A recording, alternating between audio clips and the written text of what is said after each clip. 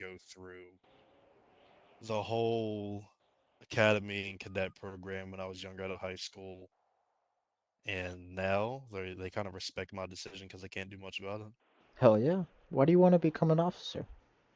I've always been one in other cities, of course. Other cities, I've ran police departments. I have done this for years. I think since District 10 first dropped.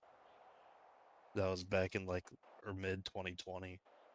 Awesome, I love I've it. ran PD departments, and this city is can't say I'm new, but I've never ran PD for this city, and I've always enjoyed police work. It's always been a thing of mine. And honestly, that's what I got for you right there. Hell yeah. This is Alright. I just enjoy police work. I just love doing what I do. It's quite fun. It's quite fun. I will make it known just because I honestly haven't said it in my other interviews. We don't get paid very well. I'll be honest. We don't get paid very well. Okay. The what we pay for is gonna be a fraction of what the civilians would pay for it. All right. So like our Glock, I think is $10. Shit Okay. like that. You know, like our ammo is a dollar per ammo. So it's Yeah. fairly reasonable. It's pretty cheap. Yeah. But the pay is not great. Starting out, you make 100K a week. Okay. What are three qualities you possess that you think will benefit you in becoming an officer? Honestly, three qualities would be respectable and smart knowing knowledge. I've been doing this for so long. I know what I'm doing.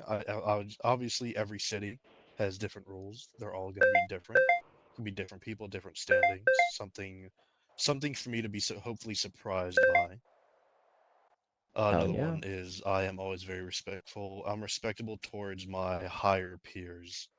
When I'm normally asked to do something, I will, if I don't know what I'm doing, I'm gonna let you know that. I'll like, hey, I don't know how to do this. I'd rather you show me so I don't hurt myself doing so. Yeah, I like it. I like it. And me, honestly, I'm just a more straightforward and get to the point type of person. If I'm trying to get something done or I'm trying to do something that's gonna benefit myself or others, I want to get to it, get it done as quick as possible, but in the best way possible. Obviously, so myself and others don't get hurt, or they don't have to. We don't have to take somebody to the hospital because somebody do something stupid. Like, I just want to do things the right way. Yeah, exactly. I like that. I like that quite a bit. All right, you ready? What is your greatest weakness and how do you plan to address or manage it effectively as an officer? Honestly, it's my ADHD. When there's very little things, we could be having an entire conversation, and something just so minor that wouldn't be an inconvenience. Like, it could just distract my attention for a second and then come back. That'd probably be my greatest weakness. Yeah, I'm right there with you, honestly. I've got some scenes like that where I'm squirrel mode, bro. Oh, absolutely. All right, all right. This is gonna be kinda. I gotta think of which one of these I want to ask you. Since you got some experience, I gotta make it a little challenging. All right.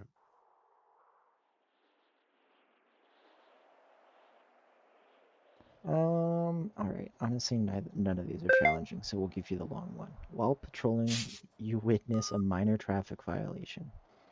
As you initiate a stop, right? So you're Mhm. conversating with the person you've pulled over.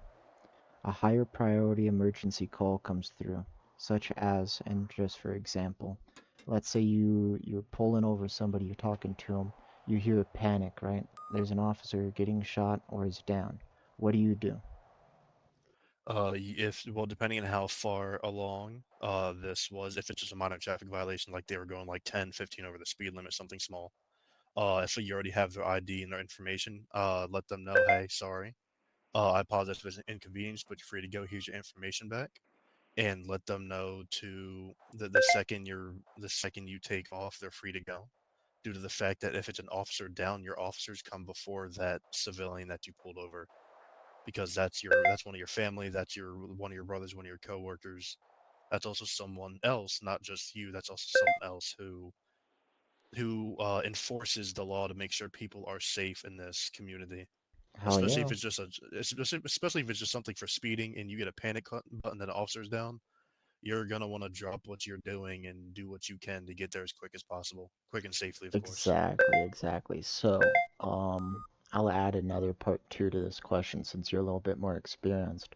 Let's say you arrived at a heist, right? You're chasing the person who did the bank robbery, and you get a panic button of an officer that went down in a gang shooting. What are you gonna do?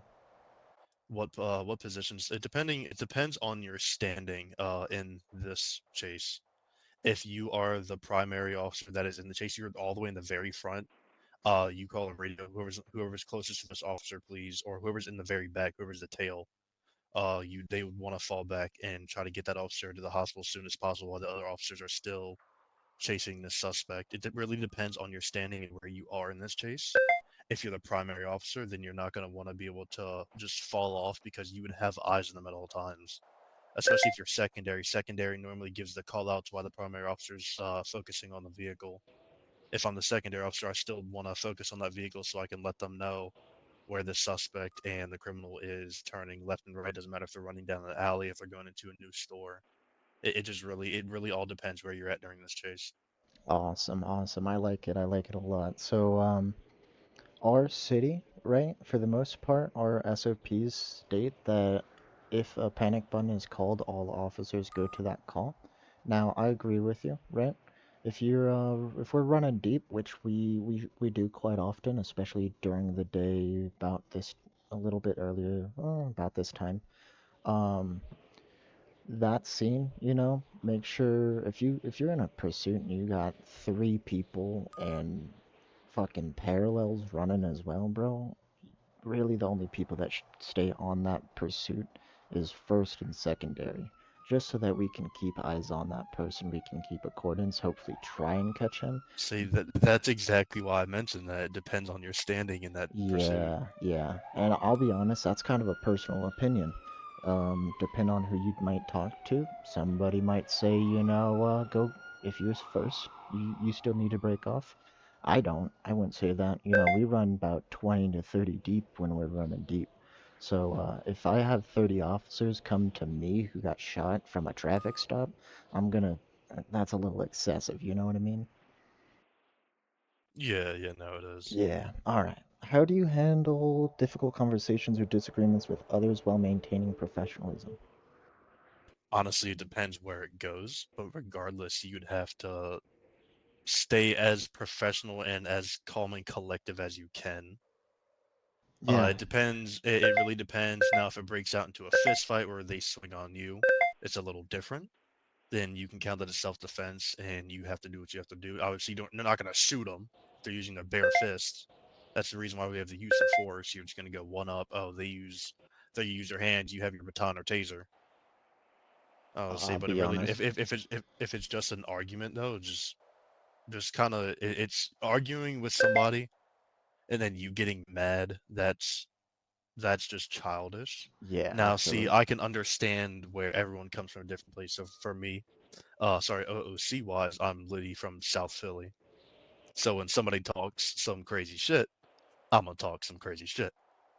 But when it comes to work, it's a whole different place. Yeah, yeah. So, It's a whole different place of perspective that you have to watch for. I love it. I love it, honestly. One of the big things that you'll hear a lot, right, is doesn't matter how many wrong things the person did when you bring it to court or to church, if you messed up one way throughout the whole scene, it Oh voids yeah, it's on me. everything. And it's so Oh, absolutely. it's real messed up, but it's truthful, like even if I call you, a slimy bitch, it could be taken as unprofessional. I'll say Which, the crazy. Sorry for speaking of OOC, no, but you're good. I have. I'll tell you the reason why I kind of know all this after the interview. I like it. How do you handle difficult? Oh, I just asked that. My bad. What's a 10 code? It